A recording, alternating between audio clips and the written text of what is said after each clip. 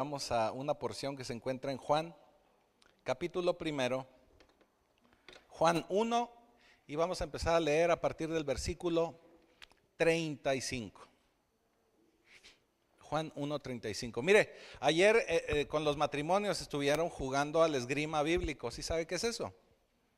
Se le llama esgrima bíblico porque la espada de la que nos habla Efesios es la palabra de Dios. Entonces, cuando estamos buscando y cuando sabemos los versículos, pues es como tener la espada, ¿verdad?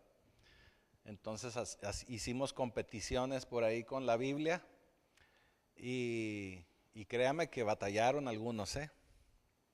Otros pues batallaron porque tenían los ojos cerrados o vendados, pero sí, yo sé que la mayoría ya traen su Biblia electrónica. Procure también tener su Biblia de papel para que le dé una revisada. A mí siempre me ha gustado más leer en los libros normales, porque hasta puede uno leer el papel y bueno, a mí se me hace algo muy padre. Pero bueno, entonces vamos a Juan 1, versículo 35, ahí iniciamos. Y dice así: el siguiente día, otra vez estaba Juan y 2 de sus discípulos. Y mirando a Jesús, que andaba por ahí, dijo: he aquí el Cordero de Dios. Le oyeron hablar los 2 discípulos y siguieron a Jesús. Y volviéndose Jesús, viendo que le seguían, les dijo: ¿qué buscan? Ellos le dijeron: Rabí, que traducido es maestro, ¿dónde moras? Les dijo: venid y ved. Fueron y vieron dónde moraba y se quedaron con él aquel día, porque era como la hora 10. Andrés, hermano de Simón Pedro, era uno de los 2 que habían oído a Juan y habían seguido a Jesús. Halló primero a su hermano Simón y le dijo: hemos hallado al Mesías, que traducido es el Cristo. Y le trajo a Jesús, y mirándole Jesús dijo: tú eres Simón, hijo de Jonás. Tú serás llamado Cefas, que quiere decir Pedro. Amén. Hasta ahí nos quedamos. Bendito Señor, bendito Padre Celestial, te damos gracias por esta porción, porque sabemos que hoy, Señor, derramarás de tu conocimiento, de tu enseñanza, de tu sabiduría sobre tus hijos. Te damos gracias, Señor, por tu palabra, porque sabemos que en toda encontramos dirección, encontramos también corrección. Y sabemos, Señor, que tu palabra no falla, porque es la verdad. Y esa verdad nos hará libres y nos da vida. Permite que podamos ponerla en práctica, que quede guardada en nuestra mente, en nuestro corazón. Y te damos ya gracias en el poderoso nombre de Jesucristo. Amén. Así que el tema del día de hoy, y de lo que hablaremos el día de hoy, es de Jesús el Cristo. Así se llama el tema de hoy. Jesús el Cristo. ¿Por qué Jesús el Cristo? Este es el enfoque que vamos a tener hoy y es de lo que vamos a hablar. Cuando hablamos de Cristo, no es el apellido de Jesús. O sea, no es Jesús Cristo, como Pedro Tarango, no. Jesús el Cristo. No es su apellido, tampoco es un título. La palabra Cristo en la traducción al hebreo significa Mesías. Significa Mesías. En el verso 41 nos dice: hemos hallado al Mesías, así dicen los discípulos. Hemos hallado al Mesías, que traducido es el Cristo. Tenemos que recordar que los evangelios fueron escritos en griego. Entonces, por eso el autor escribe Mesías y nos da la traducción y dice: es el Cristo, ¿verdad? Mesías significa Cristo. Así que cuando usted escuche la palabra Cristo, y la va a escuchar mucho porque en los evangelios se la va a encontrar aproximadamente 500 veces cuando usted esté leyendo los evangelios. Usted a lo que se debe de transportar o de entender es que le está hablando de el Mesías.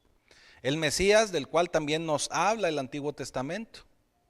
Ese Mesías es una promesa de Dios que viene desde el Génesis, déjeme le digo. Esta promesa del Mesías viene desde el Génesis. Y Mesías significa ungido.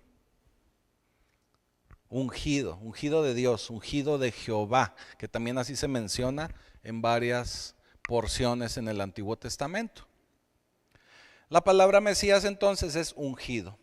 Y todo el Antiguo Testamento nos habla de esta promesa, de este ungido que vendrá como esperanza a libertar a su pueblo, al pueblo hebreo. Viene a ser el libertador, el gran libertador de este pueblo. Y que también es el libertador nuestro. Esa es la esperanza mesiánica, la esperanza que todos debemos de tener. Y es muy importante entender este concepto porque esto nos va a ayudar a entender mucho de lo que nos habla el Antiguo Testamento. Todas las escrituras, toda la Biblia nos habla acerca del Mesías. Y todo está relacionado con el Mesías, desde Génesis hasta hasta el Apocalipsis. Toda la Biblia nos habla del Mesías. Él es el protagonista de la película. Él es el protagonista de toda la Biblia. Generación tras generación, que usted puede ir leyendo en las Escrituras, estaba esperando la venida de esta persona ungida, de este ungido, de este Cristo. Y esto cumpliría el propósito de Dios. Todo el Antiguo Testamento, sin utilizar el nombre de Jesús, sin utilizar tampoco el griego Cristo, nos anticipa la venida de Jesús. Y como le decía, esto es una promesa que viene desde el inicio.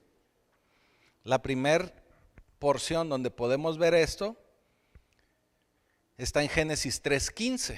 Es un pasaje que usted tal vez reconoce o que ya se sabe de memoria. Génesis 3:15 dice: y pondré enemistad entre ti y la mujer, y entre tu simiente y la simiente suya. Esta te herirá en la cabeza, y tú le herirás en el calcañar. Esa es la primera promesa mesiánica que vemos en las Escrituras. Está en Génesis.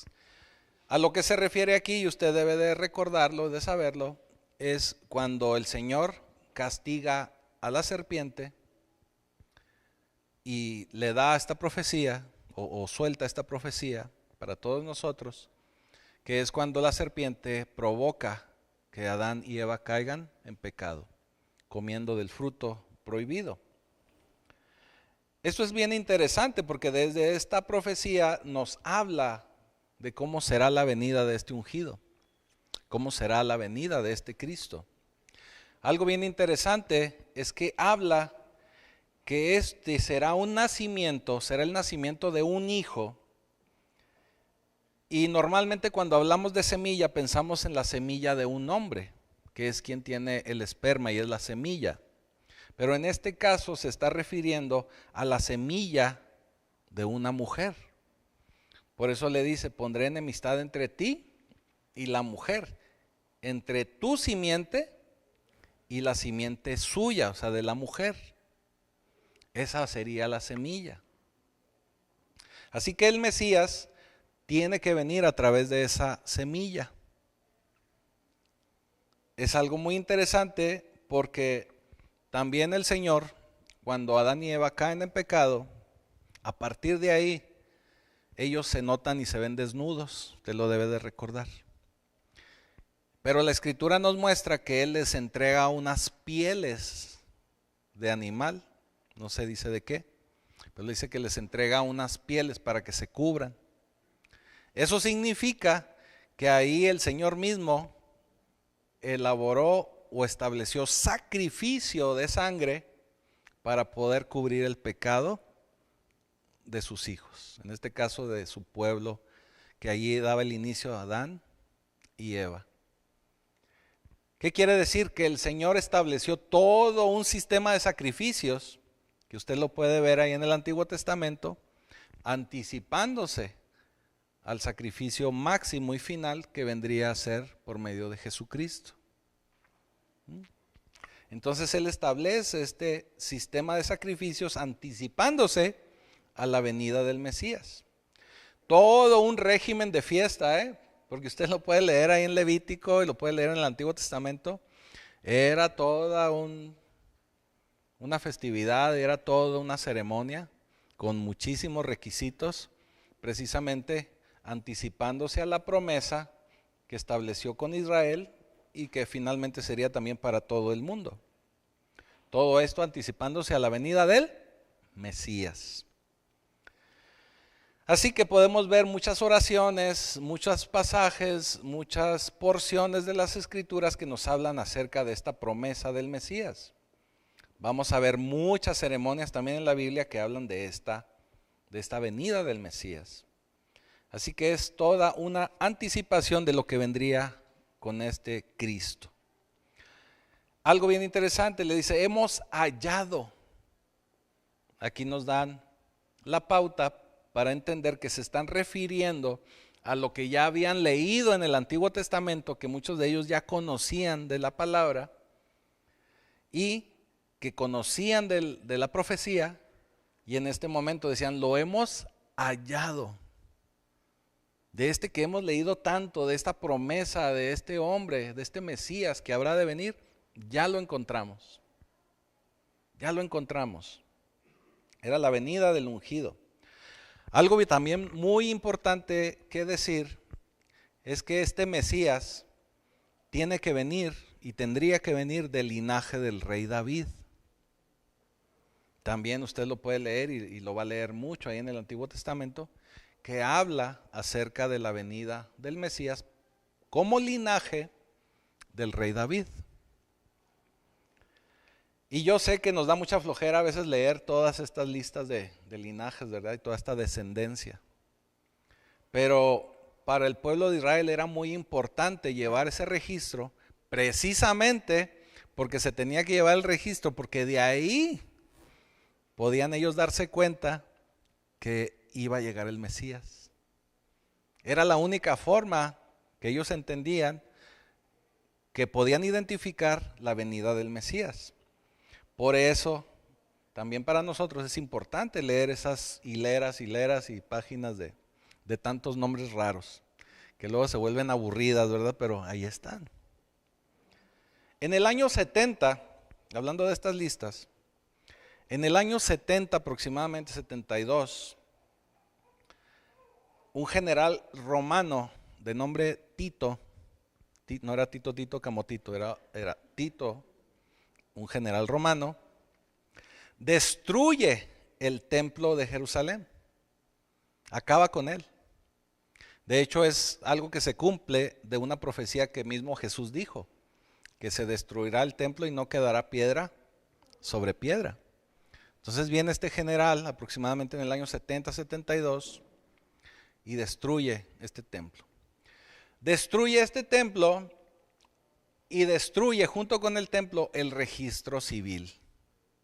Se lo digo así porque para nosotros ir a sacar un acta de nacimiento es ir aquí al registro civil y sacamos nuestra acta de nacimiento. Para el pueblo de Israel su registro civil estaba en el templo.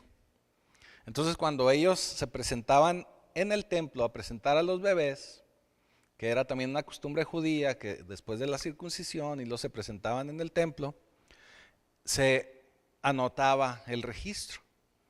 Entonces por eso ellos tenían libros y libros que decía Kevin, hijo de Juan, hijo de Oli, bueno, y mantenían el registro sobre todo de los varones, ¿verdad?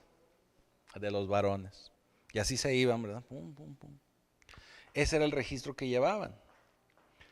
Cuando llega Tito y tira todo, así como desbarata todo. Ese Tito, sí, ¿no? Tremendo el Tito. Se pierden todos los registros. Entonces el pueblo de Israel se queda ya sin saber nada, por decirlo así, ¿verdad? Se queda sin saber nada, salvo lo que se mantuvo registrado por medio de sus libros, perdón, Pero los únicos registros que quedaron vivos, por decirlo así, porque fueron registros nuevos, son los registros que encontramos en el capítulo 1 de Mateo y en el capítulo número 3 de Lucas. ¿Por qué? Porque en ese capítulo 1 de Mateo y en el capítulo 3 de Lucas podemos ver y podemos encontrar toda el linaje, toda la genealogía, desde David hasta el nacimiento del Mesías. Y eso para que la gente supiera y que la gente se diera cuenta que verdaderamente era el Mesías. Como dicen los salmistas de Monterrey, que no quede huella, que no quede duda de que era el Mesías. ¿Por qué? Si leemos Mateo, Mateo nos va a llevar a todo el linaje de David hasta José. Y usted me dirá, oye, pero José no participó en el nacimiento de Jesús. No, pero delante del pueblo judío tenía que haber una legalidad o un representante, una legalidad del varón. Entonces usted empieza a leer ahí en Mateo 1, desde el primer versículo hasta el 17, y ve cómo se va desde David y pum, pum, pum, pum, pum, y llega hasta José. Entonces legalmente se cumple con esa descendencia de David hasta el Mesías. Legalmente, vuelvo a decirle legalmente porque José no participó, ¿verdad? Pero fíjese cómo es el Señor. Como dicen en mi rancho, entre más seguro, más marrado. Entonces en Mateo usted ve que se cumple con la legalidad. Pero en Lucas capítulo 3, del versículo 23 al 38, usted ahí va a ver la genealogía o el linaje. Y lo hacen al revés, fíjese, es al revés. Desde María hasta David. Eso quiere decir que el Señor se aseguró que de ambas partes, ya sea legalmente del padre y de la simiente de la mujer, podía haber una unión o una descendencia que los llevara a David. Por eso le digo, entre más seguro, más marrado, ¿eh? O sea, oye, pero que José no, pero espérame, pero también María. Oye, pero que María no, porque, bueno, pues José. Los dos nos llevan hasta David, fíjese, hasta David. Así que ambas partes cumplían y completaban satisfactoriamente la predicción del Antiguo Testamento. Por donde usted lo volteara a ver, se cumple. Por eso le digo, el Señor, ¿verdad? Entre más seguro, entre más marrado, más seguro. El Mesías tenía que venir de David. Por eso le dice, lo hemos encontrado. ¿Y a quién han encontrado? Usted también ya lo encontró. Usted también ya lo encontró. Lo hemos encontrado. Así tiene usted que ir con sus familiares, con sus amigos, con sus conocidos. Lo he encontrado.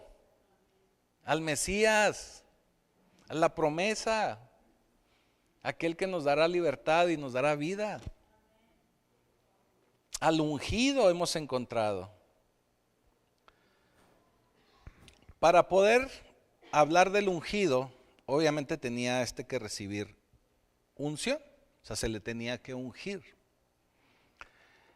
Si nos vamos al Antiguo Pacto, al Antiguo Testamento, solamente a 3 personas o 3 tipos de personas se les podía ungir. Nada más, no se le ungía a cualquiera. Ahora traemos una moda muy moderna que a todo mundo queremos echarle aceite y queremos ungirlos, ¿verdad?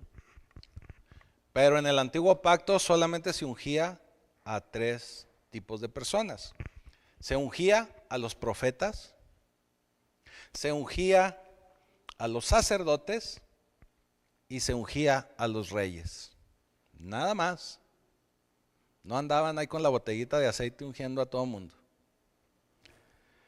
Los profetas, usted debe de recordar que son gente que son portavoz de Dios y nos hablan sobre la palabra de Dios y pues nos habla también de un futuro.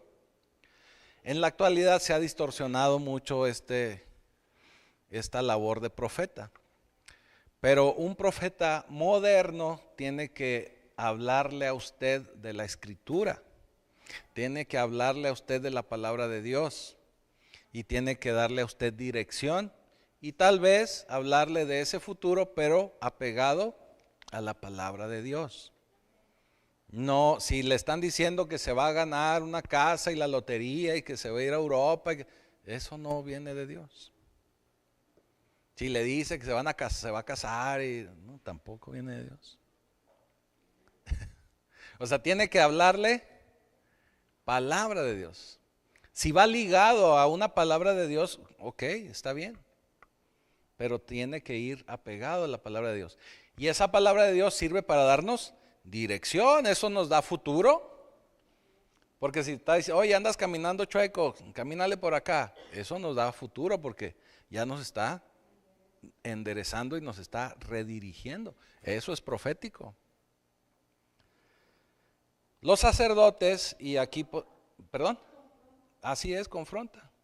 Los sacerdotes, pues era esa gente que normalmente estaba en el templo y que era la gente que ayudaba a ministrar de Dios a la gente común. Y obviamente a los reyes que dirigían al pueblo.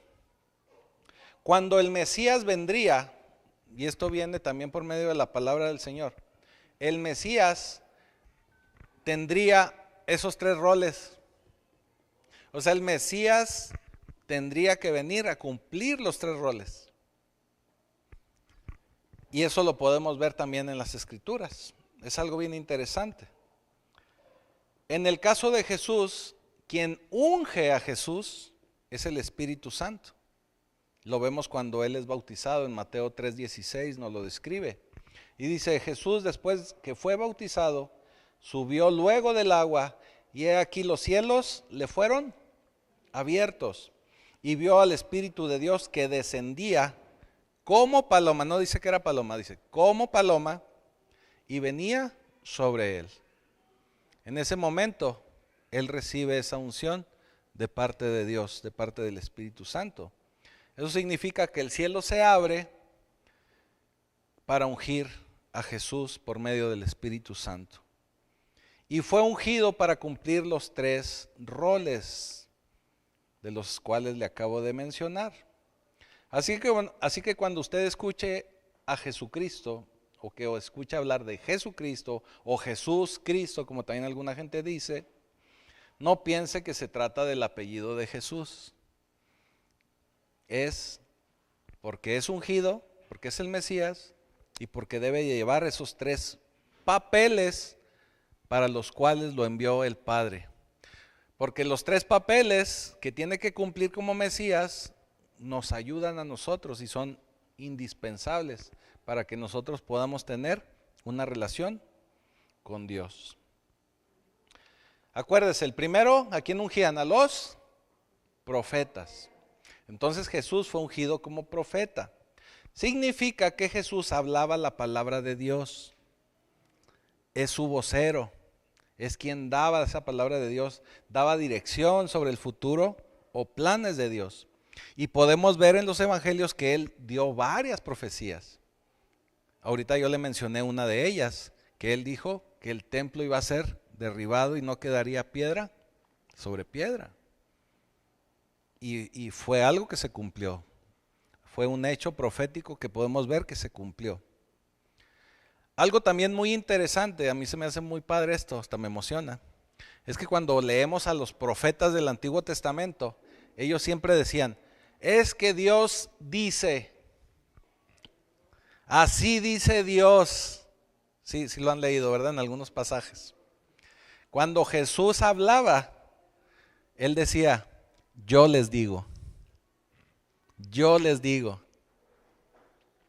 porque estaba hablando Dios mismo. Aunque era profeta, estaba cumpliendo la labor de profeta, hablando la palabra de Dios, pero la estaba dando Dios mismo por medio de Jesús. Entonces él dice, yo les digo. Los profetas trataban de articular lo que Dios les decía, pero Jesús hablaba de primera mano, con toda autoridad. Por eso Juan, cuando inicia el Evangelio de Juan, y haciendo un paréntesis, cuando a mí me preguntan que si qué pueden empezar a leer para leer las Escrituras, yo siempre les digo que lean Juan primero, el Evangelio de Juan. Porque Juan nos da una revelación muy distinta de Jesús.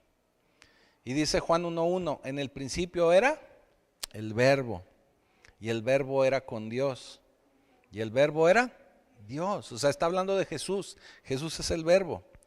Por eso el salmista guatemalteco no se equivocó cuando decía que Jesús es verbo, no sustantivo. Y si estamos hablando que es un verbo, entonces si usted estuvo en la primaria y vio los enunciados, el verbo es la acción. Y como es la acción, por eso nosotros tenemos que accionar la palabra de Dios, lo que Jesús nos dice. Por eso Él es el verbo. No de que sea así de que verbo mata carita, no. Es acción. Y luego fíjese cómo nos dice el autor de Hebreos. Hebreos 1, versículo 1 y 2 dice, Dios, habiendo hablado muchas veces, porque Dios nos habló muchas veces, y de muchas maneras, en otro tiempo, en el antiguo pacto, a los padres, por los profetas, en estos postreros días nos ha hablado por el Hijo, a quien constituyó heredero de todo, y por quien asimismo hizo el universo. O sea, por eso Jesús, Cristo, en su rol de profeta, Él nos da palabra. Eso significa que todo lo que usted encuentra en las Escrituras que habla Jesús directamente, eso atesórelo. Eso es lo primero que usted tiene que empezar a vivir en su vida. Hay unas Biblias modernas que todo lo que es palabra directa de Jesús viene en color rojo. Entonces, si usted está leyendo ahí su Biblia y se topa con esos textos en rojo, es importante, porque lo dijo Jesús, porque es palabra profética de Jesús. Entonces hay que hacerla, hay que vivirla, hay que accionarla porque es verbo. ¿Sí? ¿Cuál fue el otro rol por el que fue ungido? Para ser sacerdote. Este segundo rol de sacerdote dice primera de Timoteo 2:5, porque hay un solo Dios y un solo mediador entre Dios y los hombres, Jesucristo hombre. Es la persona justa, o sea, Jesús es la persona real, concreta o la mejor persona, vamos a decirlo así, para poder ser el mediador entre nosotros hombres y Dios.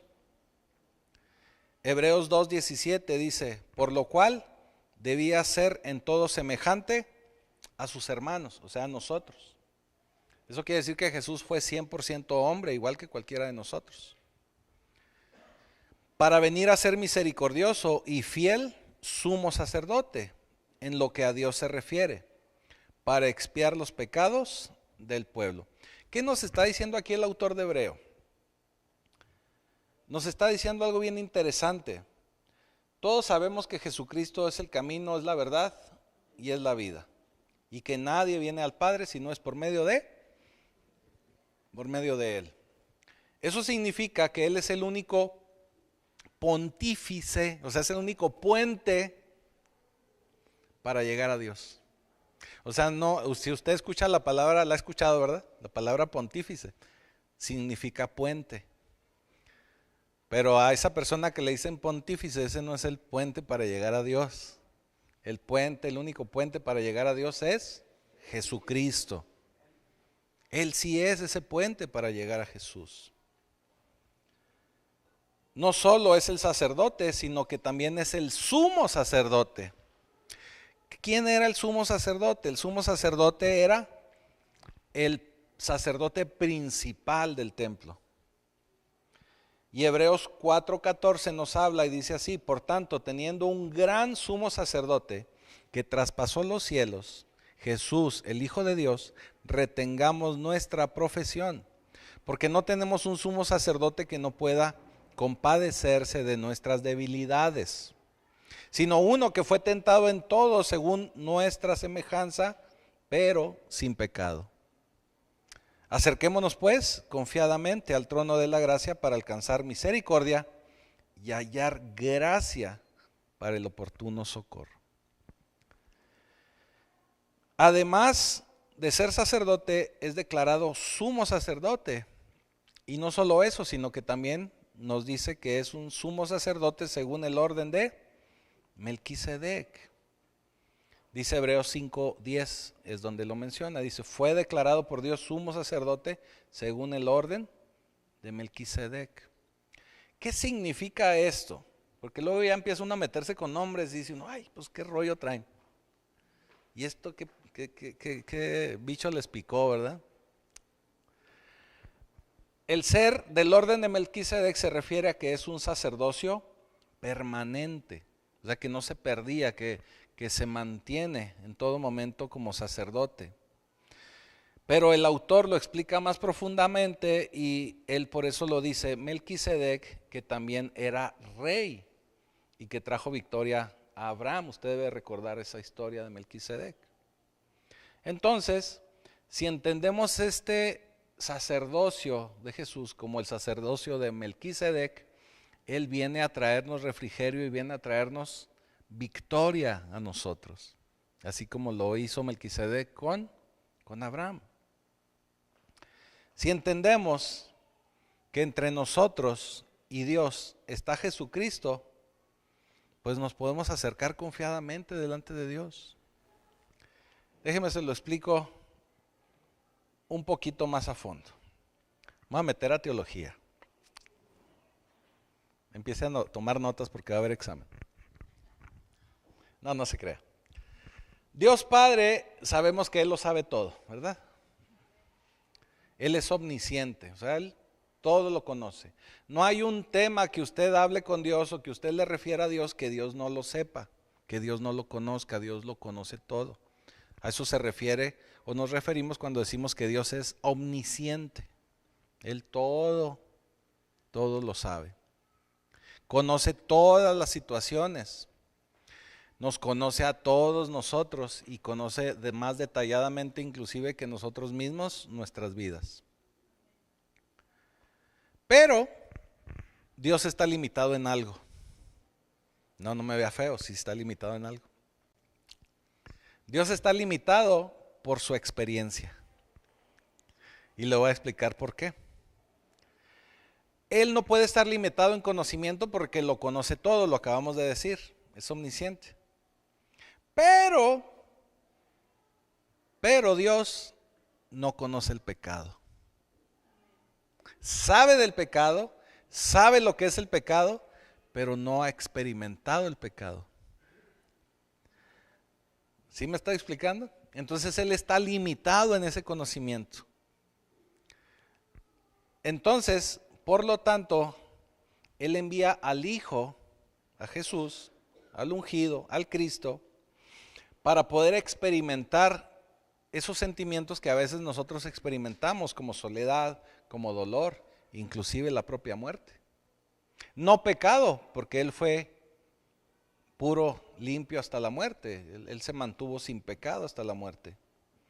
Pero sufrió y tuvo pasiones, tuvo situaciones como las que nosotros tenemos en muchas ocasiones. Por eso Él puede ser empático con nosotros. Porque Él conoce nuestras debilidades y conoce el esfuerzo que muchos de nosotros ponemos para no caer en pecado. Porque Él también lo vivió. Pero obviamente, Él en su naturaleza de Dios, tentado como hombre, se mantuvo firme hasta la muerte. Nosotros somos muy débiles. Nosotros caemos relativamente fácil. Pero Él no. Entonces Él, como Él ya experimentó lo que nosotros experimentamos, Él puede plantarse delante del Padre y decirle, oye, Señor, pues sí, mira, voltea a ver a Juan, mira, pobrecito. Pero la tentación que tuvo estuvo bien tremenda. O sea, yo lo viví, nadie me lo contó, le puede decir el Señor, ¿verdad? Digo, yo sí aguanté, pero sé que estuvo bien tremendo lo que vivió. Oye, pero es que Arturo también no la está pasando bien.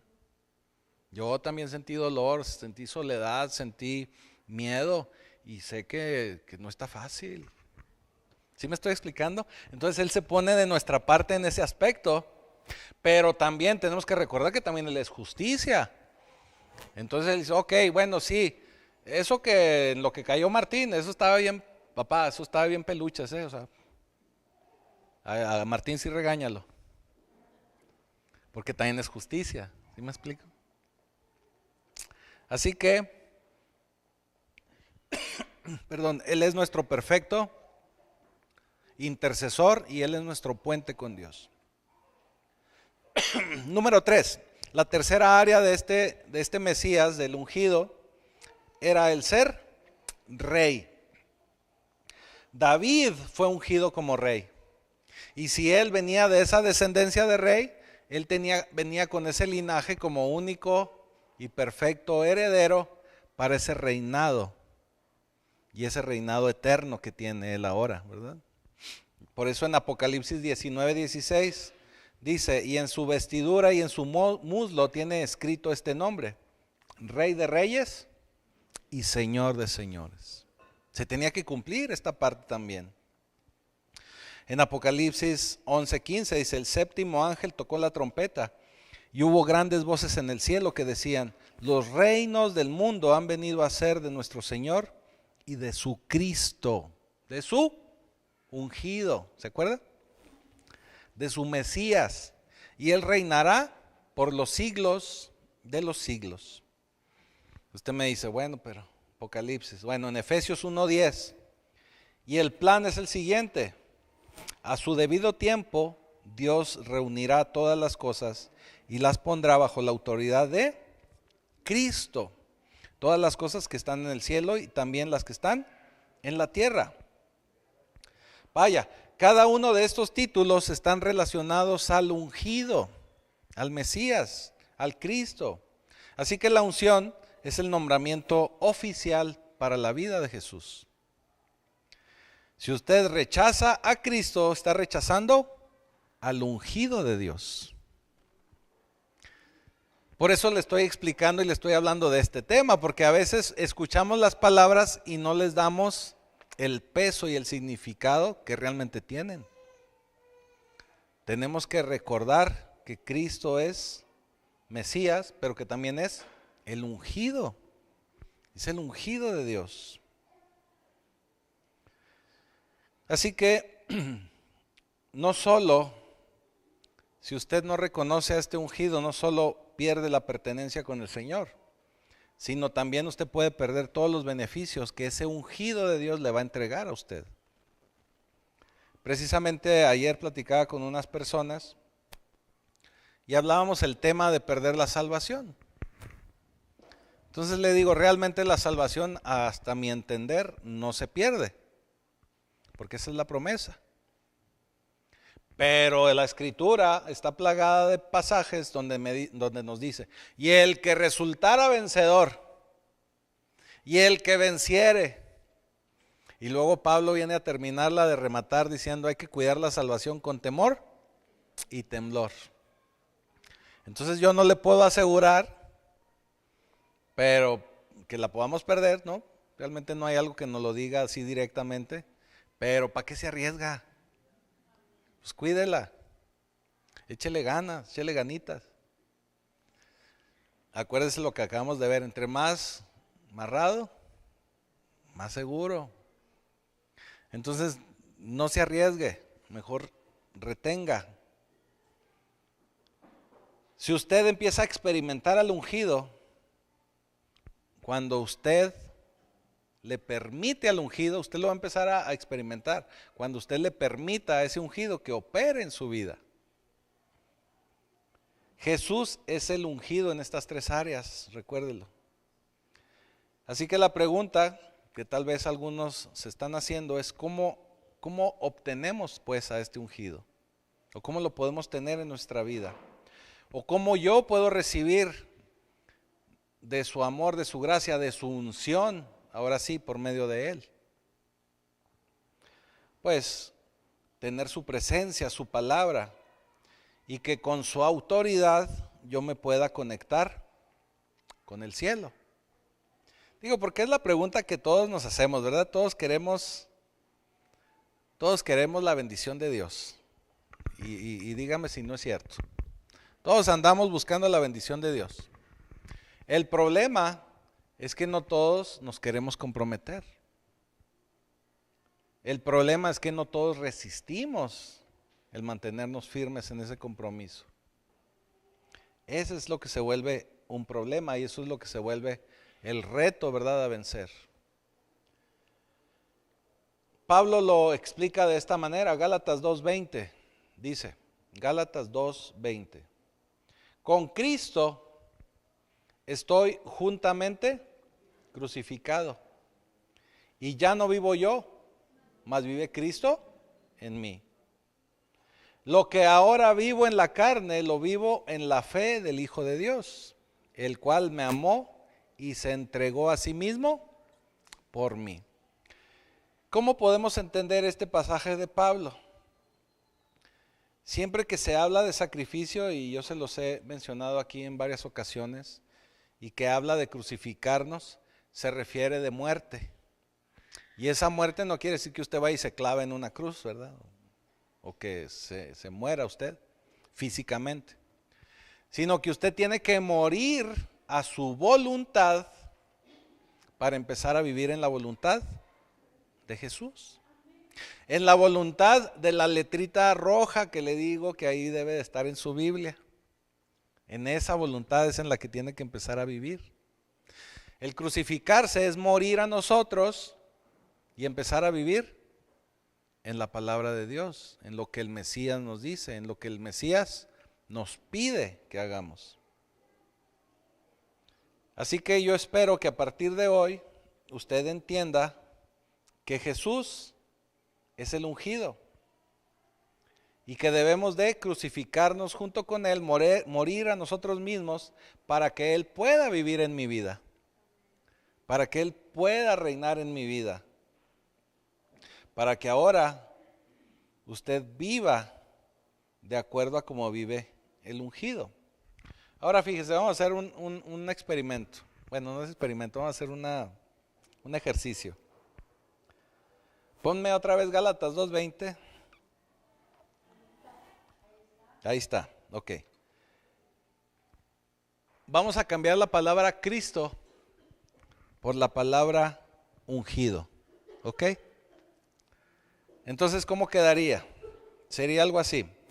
Con el ungido estoy juntamente crucificado y ya no vivo yo, mas vive el ungido en mí.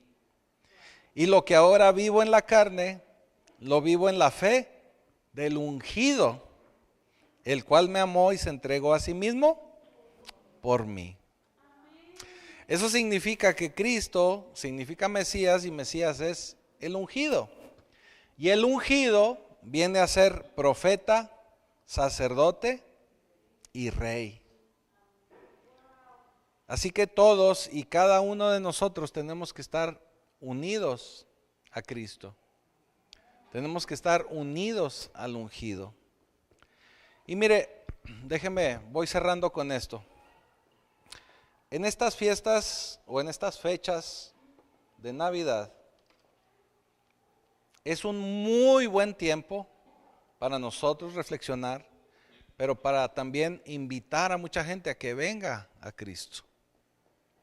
Es muy importante que nosotros tengamos ese entendimiento de Cristo, de Mesías, de ungido, porque eso es lo que vamos a celebrar. No vamos a celebrar la pachanga, ni vamos a celebrar el pavo o pierna o lo que usted vaya a comer, romeritos o lo que acostumbre. No es lo que usted va a celebrar. Vamos a celebrar el nacimiento del Mesías, de ese Mesías que viene a traernos libertad, que viene a traernos vida. Eso significa que los regalos, la pachanga, las reuniones deben de pasar a segundo término. No le estoy diciendo que no se reúna, no le estoy diciendo que no se junte en familia, pero que no se afane con otras situaciones que no tienen nada que ver con la fecha. Mire, no me voy a meter en ese terreno, pero sabemos que el nacimiento de Jesús no fue un 24 en la noche, un 25 de diciembre, no fue. Hay varias teorías.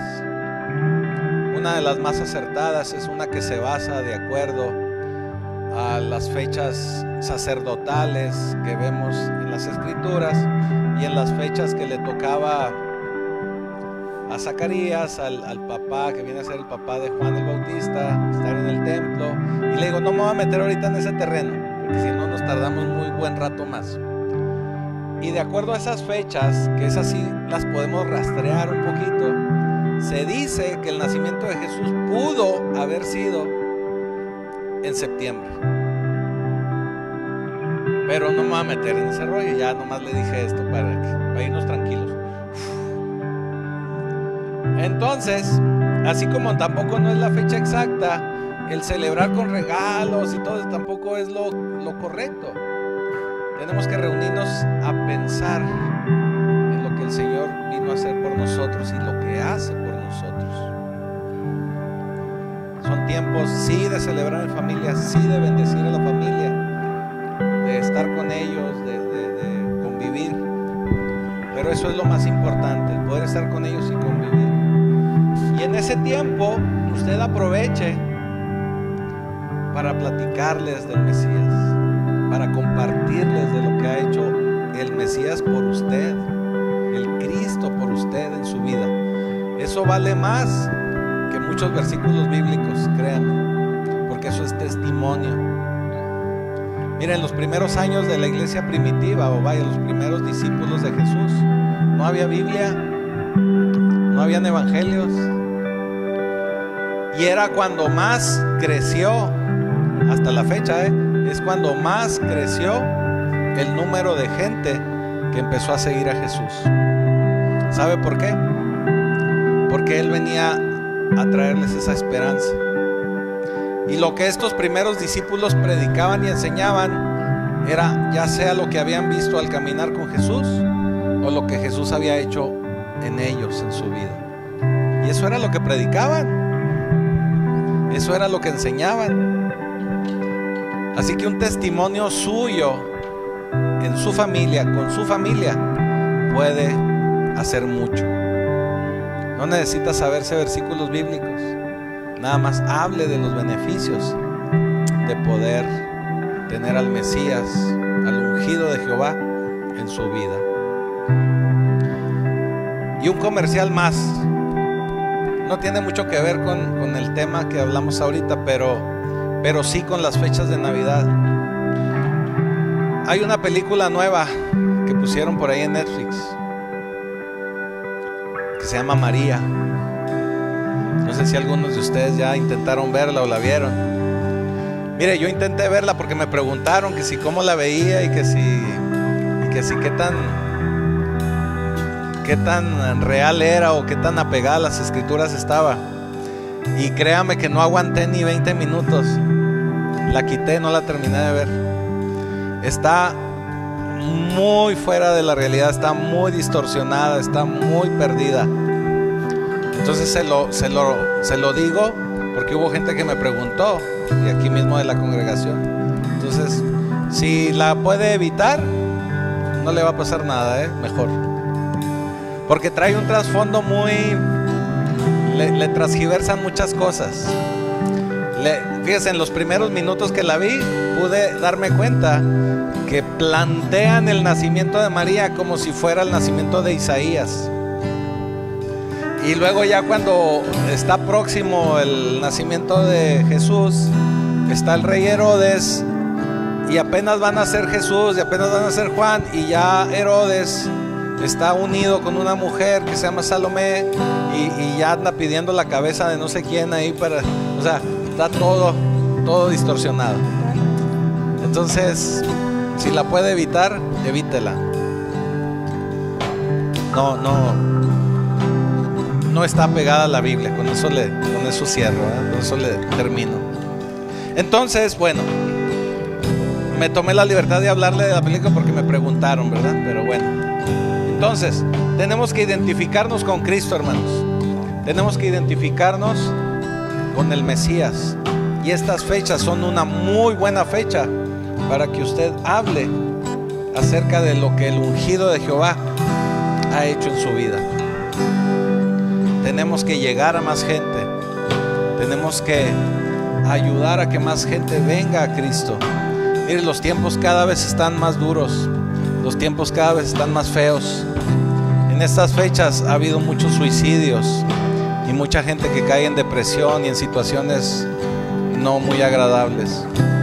Entonces es también buen tiempo para predicar del amor, de la libertad y de todo lo que Cristo nos da a través de su palabra y a través de su unción. Así que, como dijo Pablo, ya no vivo yo, sino Cristo vive en mí. Así que propóngase, hermano, hermana, a vivir de esa manera. Que ya no viva más usted, sino que el ungido de Jehová viva en usted. Póngase de pie, vamos a orar. Toda la gloria al Señor. Le damos gracias, Señor, por tu palabra. Y sabemos que tú te agradas, Señor, de cada uno de tus hijos que empiezan a vivir de acuerdo a tu voluntad, que empiezan a tomar su cruz, empiezan a negarse a ellos mismos para poder vivir de acuerdo a las enseñanzas de tu Hijo Jesucristo. Sabemos que en ti hay libertad, sabemos que en ti hay amor y misericordia. Permite, Padre, que podamos empezar a sentir y ver cada una de esas virtudes de tu Hijo en nuestra vida. Y te damos ya gracias, Señor. Te damos ya gracias en el poderoso nombre de Jesucristo. Amén. El que está sentado en el trono.